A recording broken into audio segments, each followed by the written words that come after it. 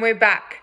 Today, I'm going to ask you to revisit your Soulshine list. And the reason I want you to do that is when women come on retreat with me or they go then into a coaching program with me, they become absolute ninja warriors at journaling, self-care, self-love rituals, and their Soulshine list goes above and beyond 10 into 20 into 30 into 40 into 50 and beyond. And that what they notice is that when they first did this activity, it was quite a vulnerable task for them. So today I'd love you to reflect and set a timer for 7 minutes, just like you did back in day 2. And what I'd love you to do is write down as many self-care practices and rituals that you would love to add to your list and see how many you can get.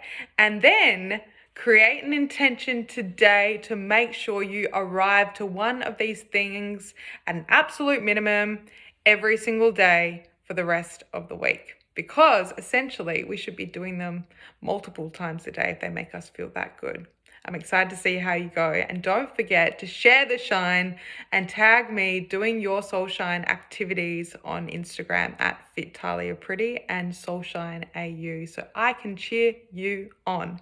And I also love learning from you guys because my list is hundreds now because of the conversations I've had with women on retreat where, some woman is like, oh, I love doing macrame. And I'm like, oh, cool. I've never done that before. Maybe I want to try it. And then I go to try it myself and add that little one to my Soulshine list as well. So I'm excited to see what you guys put down on yours.